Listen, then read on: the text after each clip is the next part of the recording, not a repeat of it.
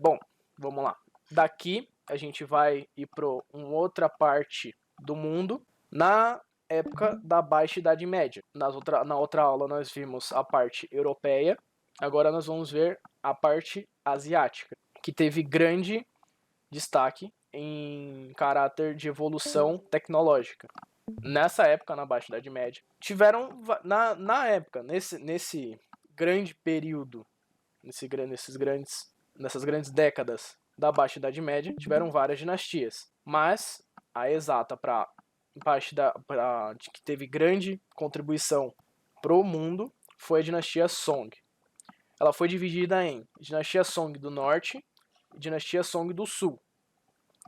No Norte, eles foram expulsos por povos nômades que viviam ao norte da China e foram obrigados a transferir a sua capital de governo, da dinastia Song, para o sul do país, para o sul da China, em 1126.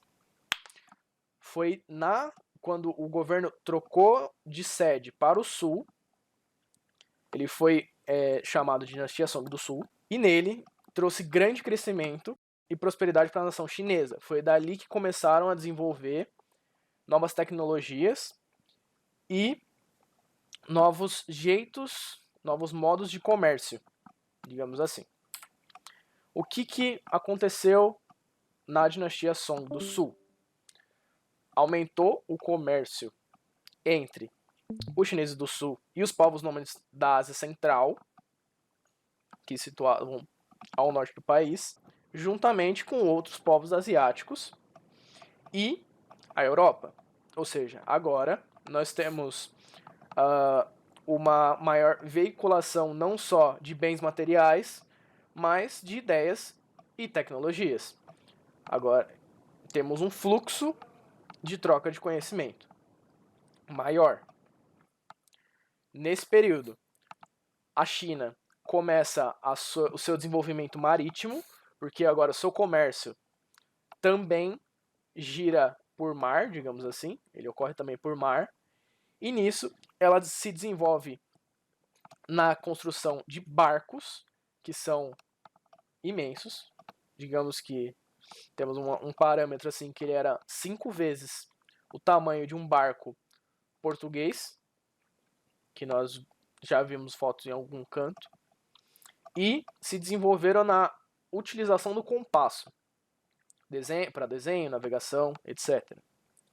E ao contrário do que aconteceu na Europa, do povo saindo da cidade para ir para o campo para conseguir uma vida melhor, aqui muitos camponeses saíram do campo, saíram do plantio para trabalhar em comércio na cidade, vendendo roupa, comida e bens, porque agora nós temos a cidade muito movimentada, a cidade é aberta a comércio para várias nações. Então, há necessidade de uma mão de obra lá. Há um jeito de você ganhar mais dinheiro do que plantando. Então, foi uma oportunidade para os camponeses se moverem um pouco economicamente. Aí eu coloquei aqui embaixo que enquanto os camponeses fugiam para o campo na Europa, na China eles iam para as cidades. E o que nós tínhamos de tanta tecnologia para a China? E o que ela mandou para o mundo? A invenção do papel moeda, a invenção do carrinho de mão, a pólvora e um novo método de impressão de livros, que foi muito utilizado na China para as impressões dos exemplares religiosos e do modo econômico deles. O que aconteceu depois? Gengis Khan iniciou sua conquista à Ásia e foi diretamente para o norte da China. E lá se manteve até 1215, onde ele conseguiu derrubar o governo da região e continuou rumando para a China Central. Mas, 12 anos depois, 1227, Gengis Khan morre e seu avanço se pausa. Ele é recuperado, depois ele é retomado por seu neto Kublai Khan, que assumiu o posto do seu avô e rumou para a conquista total da China. Kublai, aos poucos, foi conseguindo subjugar as tropas chinesas, tanto em terra quanto em mar. E então conseguiu o seu domínio completo. E essa foi a primeira vez que um país inteiro é submetido a só um reino estrangeiro de bárbaros. Aqui nós temos a primeira vez que um país inteiro é subjugado, é dominado por somente um povo bárbaro estrangeiro. Lá em Roma nós tivemos vários povos que compartilharam, digamos assim, as invasões. Não juntos, mas cada um numa parte. Então, aqui é diferente. Os mongóis não viviam juntamente com o povo conquistado, ou seja, eles não viviam na terra que eles conquistavam, eles não moravam lá, e se diferenciavam isso pelas leis. Ou seja, os mongóis agora têm o domínio da China, mas não vivem lá. E agora eles remoldam as leis diferentemente do que seria na Mongólia, nos outros territórios mongóis, deixando assim os próprios chineses com cargos baixos de governo, ou seja, os altos cargos eram dos mongóis. Mas, mesmo tendo toda essa parte ruim de um país sendo subjugado por um povo bárbaro, teve um lado positivo. Aqui eu peguei a imagem de Kublai Khan, e essa imagem está no Palácio de Ulaanbaatar, lá na Mongólia.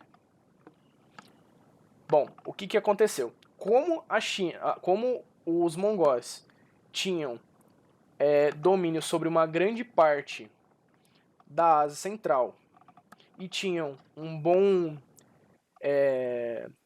relacionamento comercial com a Europa, isso ajudou muito na parte de viagens terrestres entre a Europa e a China, porque era tudo território mongol, então as chances de terem saqueadores no meio do caminho era menor, por terem todo esse domínio nas mãos dos mongóis. Como eu falei, na parte da dinastia Song, aqui vai ser mais intensificado. Lá teve bastante troca de ideias e comércio, mas aqui vai ser muito mais intensificado. Porque agora mais europeus vão para a China e trocam mais ideias. Porque antes poucas pessoas se propunham a ir, porque era uma viagem perigosa, mas ainda iam. Aqui se intensifica pela segurança. Não era 100%, mas também não era de todo ruim. E como eu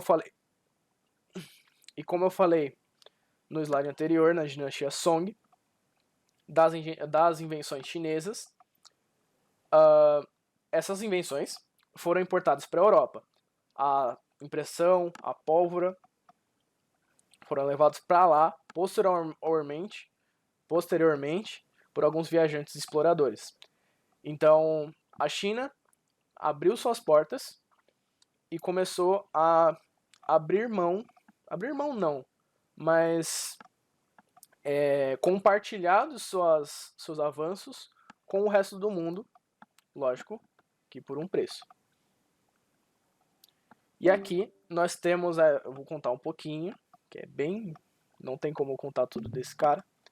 Foi um europeu que ficou muito famoso por suas viagens. Ele era de Veneza, Itália, e chamava Marco Polo. Esse cara é muito importante para toda a história. Marco Polo, ele fez diversas viagens e aprendeu várias línguas asiáticas. Isso fez com que ele tivesse um destaque para o Kublai Khan, porque em uma viagem com o seu tio e o seu pai na Rota da Seda, eles foram para a China em 1275. E lá, Marco Polo caiu, digamos assim, nas graças de Kublai. Ainda não sabemos o motivo 100%, então ainda está em estudo. Mas um dos indícios era a sua facilidade e o seu conhecimento nas línguas asiáticas. E assim ele virou como se fosse um emissário de Kublai. Ele foi enviado em várias missões governamentais pela China. E lá, quando ele chegou na China, ele relata que encontrou palácios esplêndidos, tapetes e sedas belíssimos, porque antigamente não era todo mundo que tinha domínio dessas artes de carpetes e seda. Especiarias, como nós sabemos, que nem todos os lugares conseguiam o plantio de especiarias, não tinham o domínio das especiarias. E uma coisa que nunca tinha sido visto antes por ele, que foi o carvão. E em 1292, depois de todas essas aventuras de Marco Polo, foi um bom tempo, ele viajando por Kublai, ele volta com uma grande fortuna acumulada dessas viagens, juntamente com histórias fascinantes a respeito da China. E esse cara, ele foi tão importante que essa viagem que ele foi para a China foi escrita e espalhada pela Europa medieval, fazendo com que ele fosse um ícone do viajante explorador bem-sucedido. Então, suas histórias eram tão deslumbrantes para a época que ao começo não foram levadas a sério, mas deixava os europeus fascinados com essa tecnologia que a China conseguiu naquela época. O começo do seu livro, que não foi ele que escreveu, ele só ditou, digamos assim, que foi registrado por Ruticello. O título do seu livro, primeiramente, foi A Descrição do Mundo, e após um tempo foi para O Livro das Maravilhas.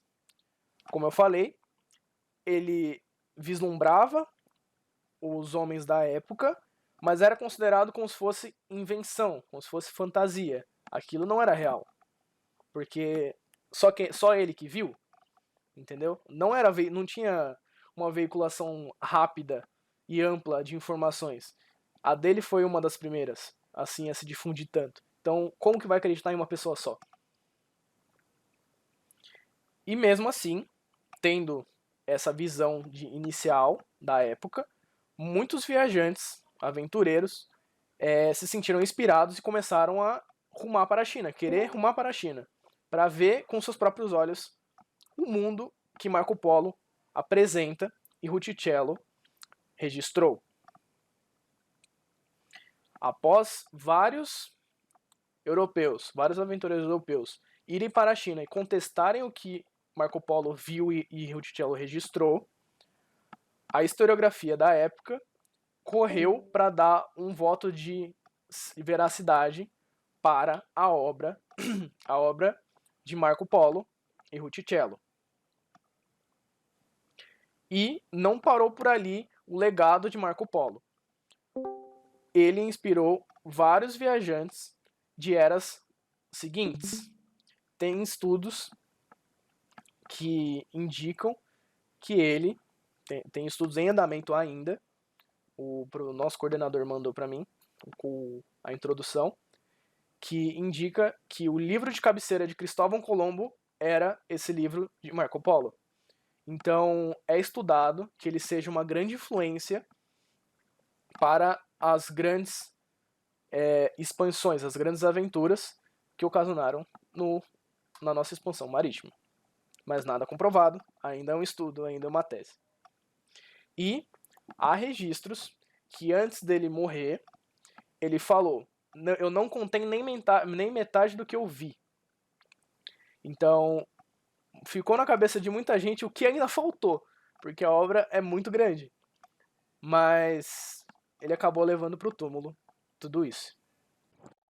Beleza, senhores, então nós vamos falar da nossa querida e amada igreja na Idade Média, tá? O tópico principal de hoje será cruzadas, mas eu trouxe uma pequena introdução sobre o monopólio da igreja na Idade Média. Então, como eu disse para vocês, a única instituição que sofre, né, que sofre não, mas que sobrevive à queda do Império Romano é o cristianismo, tá? Que continua a sede em Roma. O que a gente precisa ter em mente sobre o domínio que a igreja fazia na população, tá? A primeira parte, que é a mais influente, é a religiosidade da época, tá? O povo era muito religioso na época. Tudo era desenvolvido na base da religiosidade. Então, faço isso, será que isso vai me levar para o inferno ou não? Isso a igreja não me define, isso a igreja não faria, e assim vai, tá? Além de, obviamente, todo mundo ir para os cultos e assim vai. Outro ponto importante para a influência altíssima da igreja na sociedade é a detenção, entre aspas, tá? Do mundo cultural, ou seja, a igreja era responsável por passar educação para a sociedade. Então, eram baseados desde pequeno toda uma estrutura religiosa na sua vida, tá? Então, que a gente pode dar mais ou menos uma ideia que se traçava o caminho religioso desde pequeno, tá? É por isso o principal motivo da sociedade não conseguir se desvincular tão fácil da igreja, tá? Tem a criação já formada na religião. Então, durante o sistema feudal, a igreja conseguia ter grandes propriedades de terra. O que acontecia, na verdade? Já era comum, tá? Hoje a gente tem algumas igrejas que eu não sei se é pedido tão profundamente, mas tem igrejas que acreditam que se o seu seguidor der algum bem, poderia, como fala, acarretar na salvação, salvar de alguns pecados e assim vai. Existe essa ideia de doar bens econômicos, de terra e assim vai, como meio de salvação da alma. Isso daqui é desde a Idade Média. Então, isso já começa a mostrar que a igreja, em tese, obrigava esse retorno em terra para que o cidadão se sentisse salvo. E assim iria para. Esqueci o nome. Mas ia para onde Deus fica, tá? Então, ela sim, com meio de terras, conseguia sobreviver durante anos, tá? É só na Idade Média que as coisas começam a piorar um pouco. E aí sim, eles necessitam de maiores recursos financeiros, abaixo da Idade Média, né? E aí, nessa maior necessidade, eles começam a aumentar impostos e começam a usufruir ainda mais dessa adoção de doação para a igreja, tá? Então as coisas começam a ficar mais, mais recorrentes na Baixa Idade Média. O que acontecia também, tá? Caso você não tivesse dinheiro ou algo do tipo e doasse a terra, você poderia ir junto com a terra, tá? Isso é um fato que acontecia. Então, os poderes do Papa, obviamente, tá? Bispos e arcebispos e ábades eram escolhidos pelo Papa e deveriam ter uma dupla obediência. O que acontece mais ou menos aqui? Aqui já começa a ideia de que o Papa escolhe o monarca. Então, o Papa, que seria a fonte de conversa entre o mundo superior e a Terra, seria a alma, digamos assim, ligada a Deus, escolheria um monarca, né, daria a bênção para o monarca que Deus teria escolhido, tá? Então ele era essa ponte. O Papa, obviamente, era a figura de poder maior da época. O que acontecia de fato aqui é que os bispos, arcebispos e abades, além de serem escolhidos pelo Papa, deveriam responder também para o imperador ou monarca, tá? Então, eles passavam uma cerimônia de investiduras perante ao rei, tá? Então, a gente vai falar agora um pouco das questões das investiduras, tá?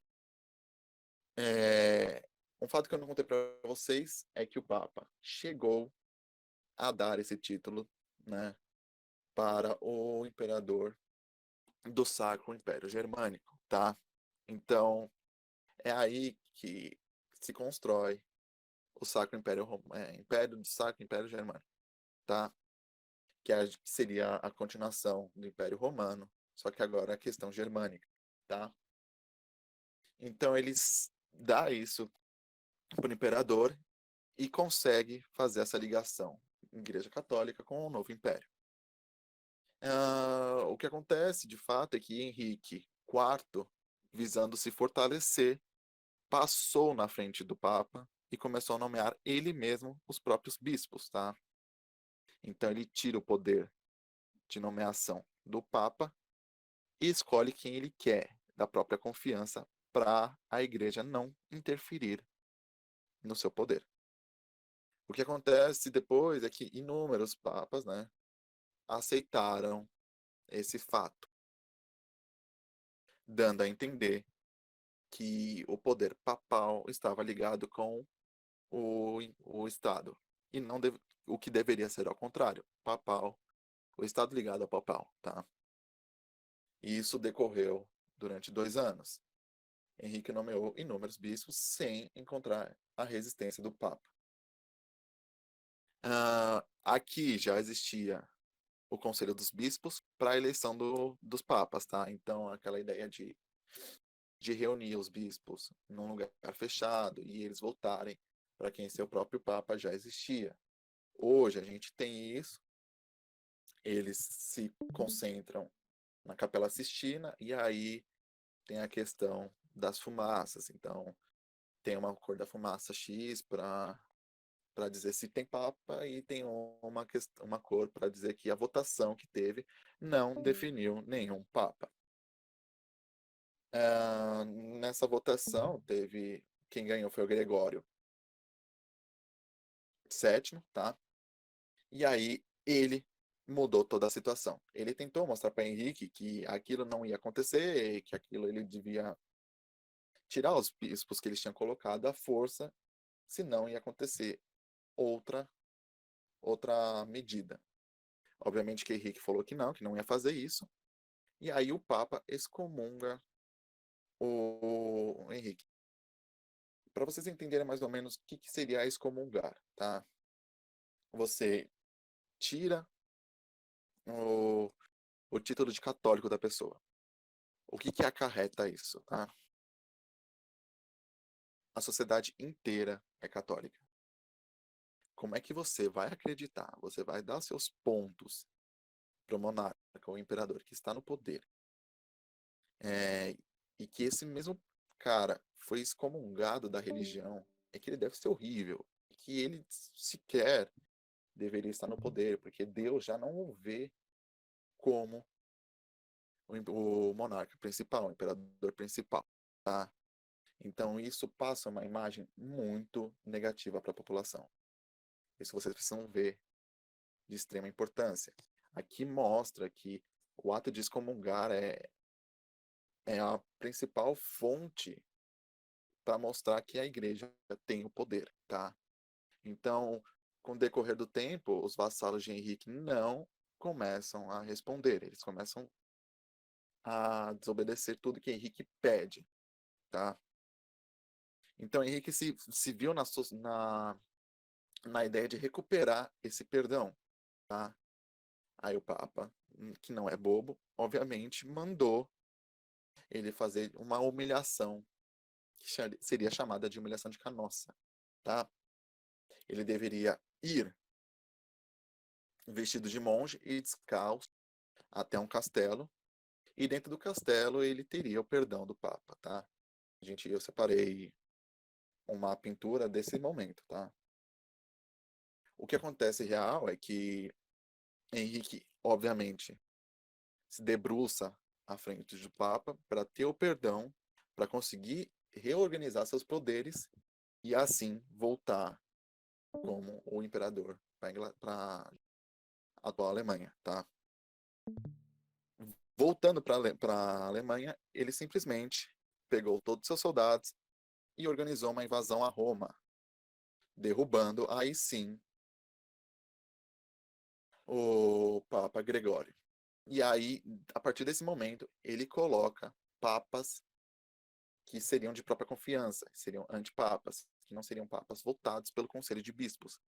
A gente precisa entender que, mesmo com essa adoção de antipapas, os bispos da igreja não se opuseram a essa criação, essa adoção, tá? Então todos continuaram a responder o Papa, mesmo sendo antipapa. Uma coisa que eu preciso falar para vocês. Não sei se vocês repararam, mas é Gregório VII, desculpa. Então a gente pode definir que existiram 6 Gregórios, tá? Geralmente os papas, eles adotam nomes figurativos, tá? Quando eles são papas.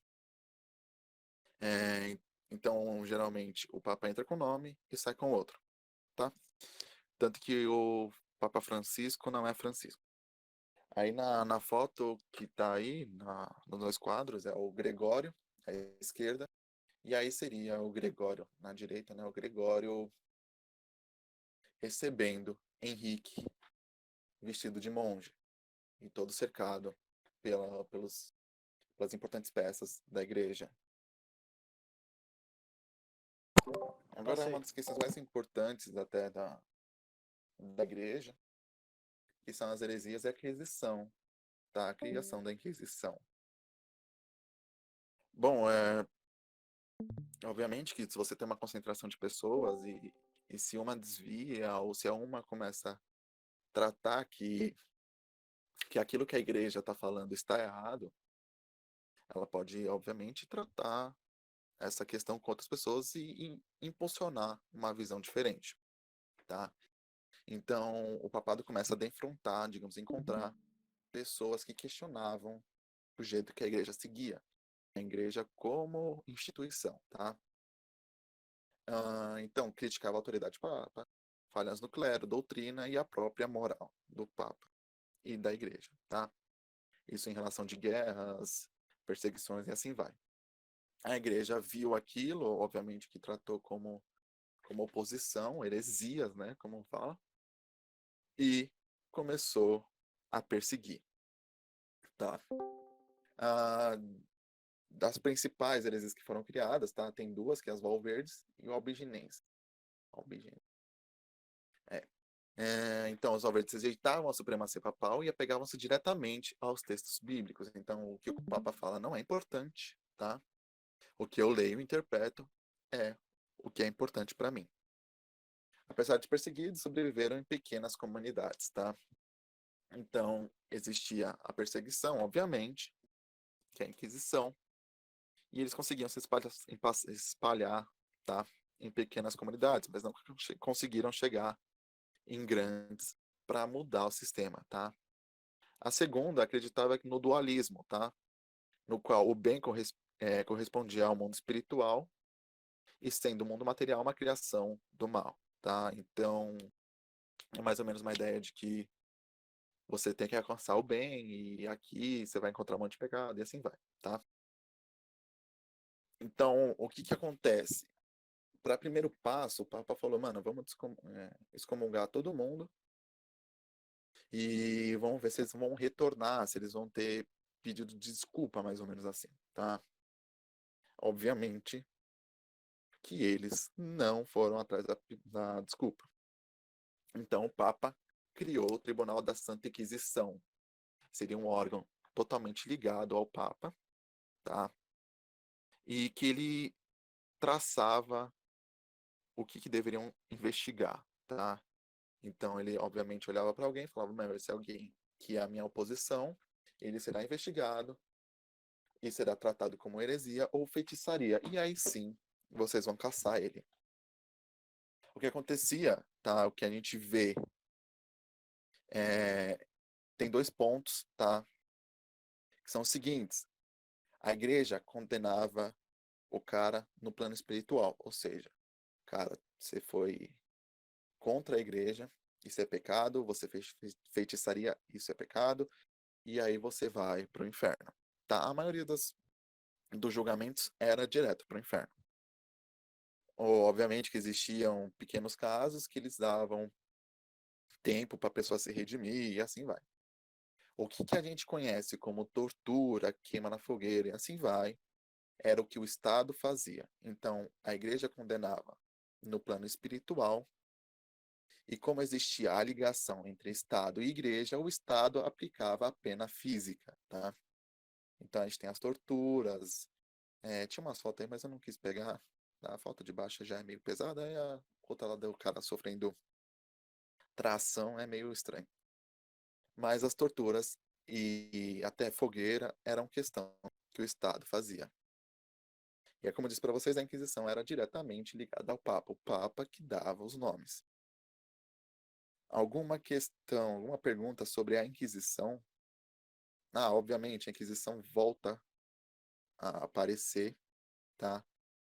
Em volta de 1700, quando a gente tem as primeiras ideias iluministas, tá? Então a gente tem a primeira perseguição aos grandes cientistas, onde que os cientistas, né, iam em estudos diferentes da igreja, mostravam direções diferentes, onde a igreja viu que não era possível isso acontecer e começa a perseguir. Isso, obviamente, mais para frente a gente vai ver melhor, tá? Mas em tese essa Inquisição volta em 1700, nos quebrados de 1700. Alguma pergunta? Beleza, então. Então a esquerda superior seria o Tribunal da Inquisição. Obviamente que quem julga ali em cima são os responsáveis da igreja. E aí seria aonde eles colocam a definição espiritual.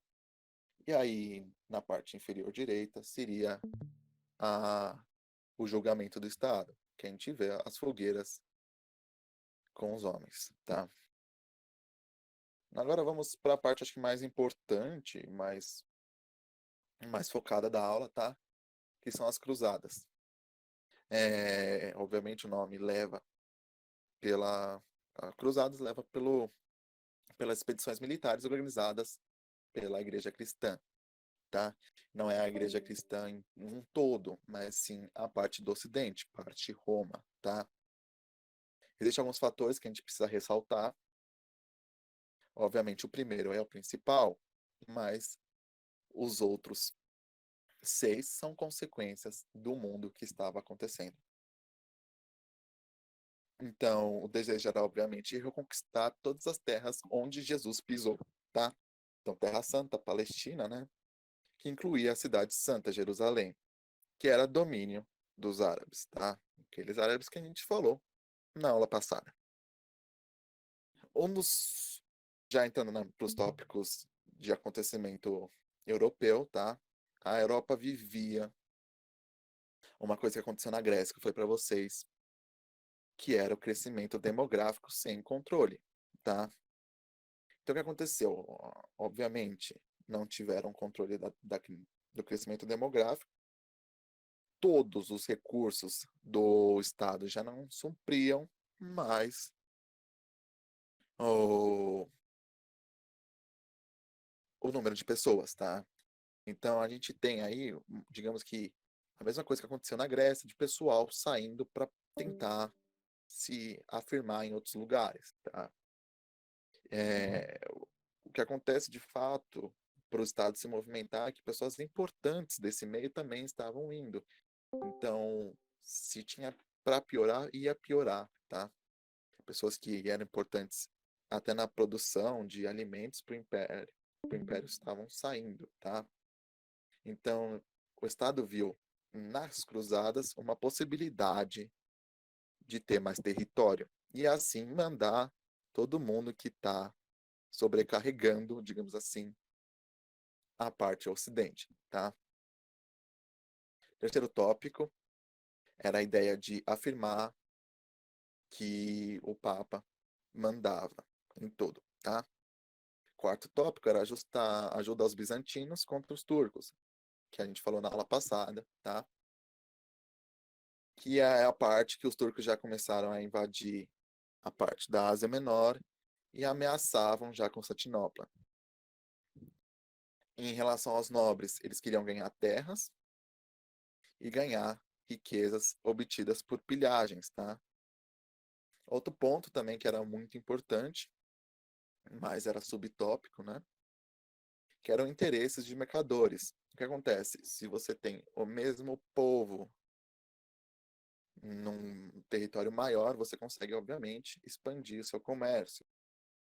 E assim, obviamente, também o seu produto entra em outros lugares mais afastados, tá? O que acontece? O Papa Urbano reúne um concílio clamando que a expedição militar deveria acontecer, tá? Para aquelas que participassem, para as pessoas que participassem dessa expedição, teriam seus pecados perdoados e alcançariam um paraíso. Enquanto estivessem ausentes, seus bens e sua família estariam sob proteção da paz de Deus. Lembra que eu falei para vocês na aula passada que o islamismo também tem essa ideia de guerra santa, tá? Então, aqui é uma manobra, obviamente, do Papa Urbano de seguir, né, a sua expansão. Obviamente que agora no cristianismo já não tem mais a ideia de guerra santa. Então, a gente tem do ano de 1096 a 1270, 8 cruzadas, tá? A gente vai falar só das principais, porque senão fica muito e tem umas que não foram tão bem sucedidas, tão bem realizadas, tá? Então a gente tem a primeira cruzada, tá? Então vai de 96 a 99. Essas foram organizadas pelos senhores feudais, mostrando superioridade dos senhores feudais em relação aos monarcas, tá? Então, depois de passar por Constantinopla, os cruzados atravessaram a Ásia Menor e ocuparam algumas importantes cidades no litoral da Síria. E aí, finalmente, conseguiram colocar um cerco em Jerusalém. Aí, em 15 de julho, eles conseguiram tomar Jerusalém e matar a população, tá? Aí, deste momento para frente, eles criam um estado chamado Reino de Jerusalém. O que acontece, obviamente, tá? É que eles não acabaram, que os muçulmanos estavam em volta. Então, os mesmos começavam a preparar possíveis brigas, tá? Para reconquistar Jerusalém. E aí, em 1187, os islamistas retomam Jerusalém. Então, vocês podem perceber que Jerusalém ficou mais tempo além da primeira cruzada, como reino de Jerusalém, tá? A gente tem a terceira cruzada, tá? Que foi chamada como Cruzada dos Reis. Contou com Frederico, que era germânico, Ricardo, Coração de Leão da Inglaterra, e Felipe Augusto da França. O que acontece é que Frederico morre acidentalmente e todo o exército germânico volta para o Império. Felipe e Ricardo chegam à Palestina, mas em meio termo eles se desentendem, tá? Felipe regressa ao seu país e vê a possibilidade de reconquistar as terras na França que Ricardo tinha feudos, tá? Então ele aproveitou que Ricardo ficou na Terra Santa e tomou todos os feudos ingleses na França, tá? Então, obviamente, Ricardo perde as terras na França. Ricardo consegue afirmar um acordo com os muçulmanos, liberando que a peregrinação cristã acontecesse até Jerusalém, né, em 10 anos, tá? Então, a gente tem, em tese, um tratado de paz, mais ou menos assim. A quarta cruzada, tá, é organizada de novo pelos senhores feudais, passando a mesma imagem, que os senhores feudais eram superiores aos monarcas e eles tinham o objetivo inicial de alcançar o Egito e de lá marchar para a Terra Santa. Ou seja, eles pegariam uma parte da África e iam tomando tudo até a Terra Santa. A ideia principal era partir de Veneza, no norte da Itália.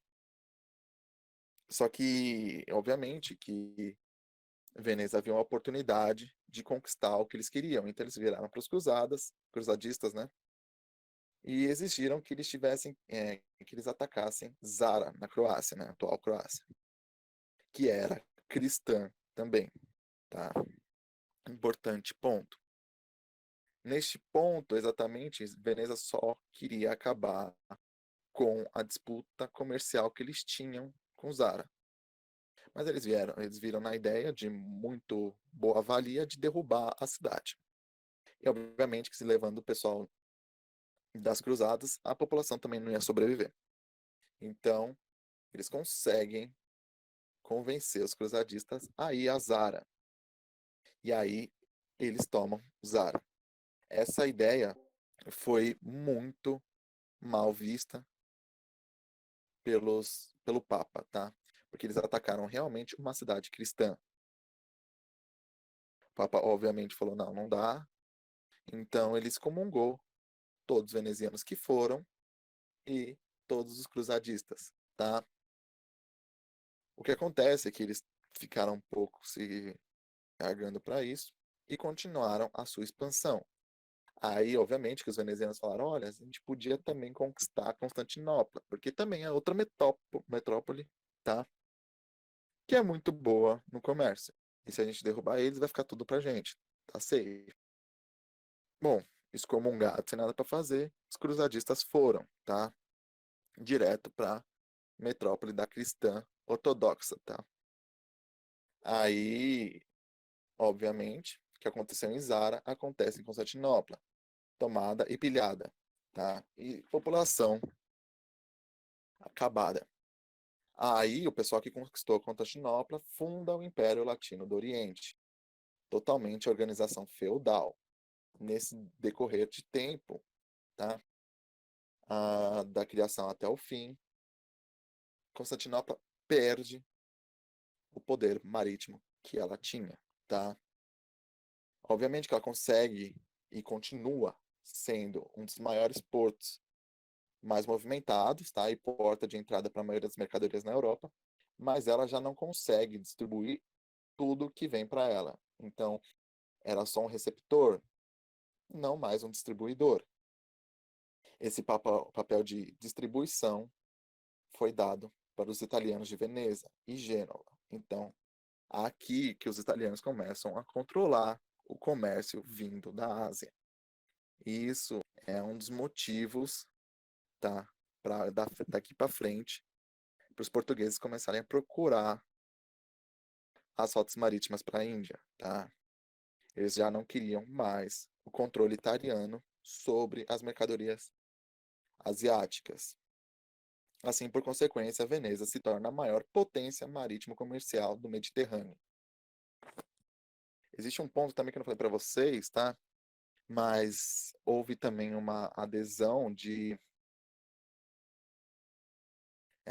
houve uma adesão de cruzadas para buscar quem cometia heresias, tá? Então, nesse meio tempo também tem uma subida para a França para buscar todos que fugiram da Igreja Católica. Então, esse seria uma pintura relacionada, tá, às cruzadas, toda a devastação por um lado e toda a euforia por ter conquistado a terra. E aí pode passar também, tá? Aí último slide da pintura das cruzadas, tá?